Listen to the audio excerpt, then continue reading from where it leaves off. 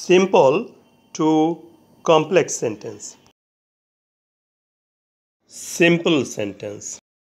The idol cannot shine in life. অলসরা জীবনে উন্নতি করতে পারে না। এখানে ক্রিয়াপদ উন্নতি করতে পারে না। ইংরেজি cannot shine.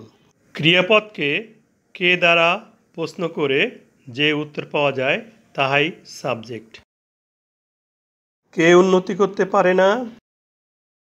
দ্য আইডল, অলসরা, subject. Subject the idle, plural common noun. Idle অর্থ অলস, এটা একটি অ্যাডজেক্টিভ। উহার পূর্বে দি বসিয়ে দ্য আইডল করা হয়েছে।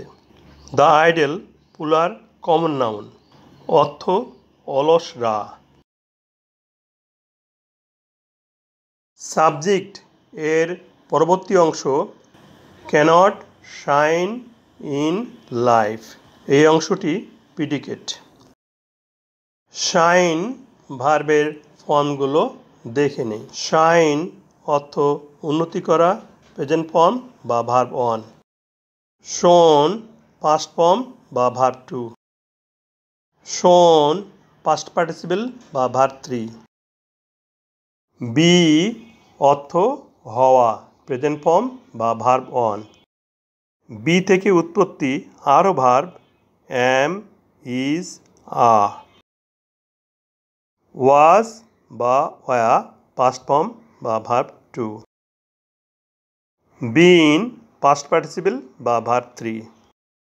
এ বাক্যে একটি সাবজেক্ট দ্য আইডল এবং ভার্ব শাইন, তাহলে এটি সিম্পল সেন্টেন্স। সিম্পল সেন্টেন্সটিকে এখন কমপ্লেক্স সেন্টেন্সে রূপান্তর। প্রথমে দি এর স্থলে একটি সাবজেক্ট দোজ বসবে। দোজ অর্থ উহারা। দোজ এর পরে রিলেটিভ প্রোনাউন হু বসবে। হু অর্থ যে বা যারা। রিলেটিভ প্রোনাউন হু সিঙ্গুলার বা প্লুরাল ব্যক্তির ক্ষেত্রে বসে। হু একাধারে সাবজেক্ট ও বাক্যের কনজাংশনের কাজ করে, এই জন্য উহাকে রিলেটিভ প্রোনাউন বলা হয়। অ্যান্টিসিডেন্ট দোজ অর্থ উহারা। দোজ প্লুরাল নাম্বার হওয়ায় রিলেটিভ প্রোনাউন হু এর পরে প্লুরাল ভার্ব আর বসবে।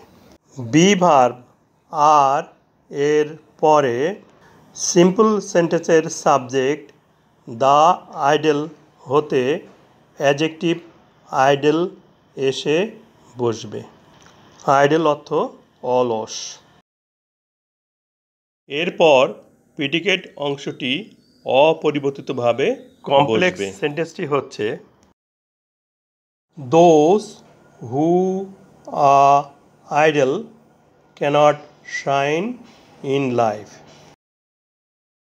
উহারা যারা হয় অলস জীবনে উন্নতি করতে পারে না।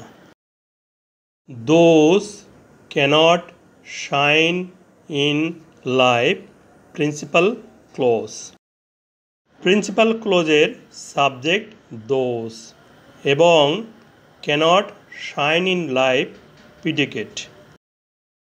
হু are idle relative pronoun who দ্বারা গঠিত হু আর আইডল, এই অংশটি সাবঅর্ডিনেট ক্লজ। সাবঅর্ডিনেট ক্লজের সাবজেক্ট হু এবং প্রিডিকেট আ আইডল।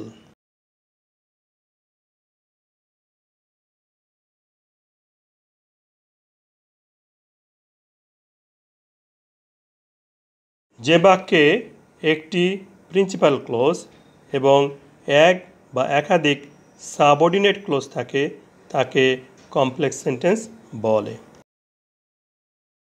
হু প্রিন্সিপাল ক্লজ ও সাবঅর্ডিনেট ক্লজকে যুক্ত করে কনজাংশনের কাজ করেছে। অন্যদিকে প্রোনাউন দে না বসে উহার পরিবর্তে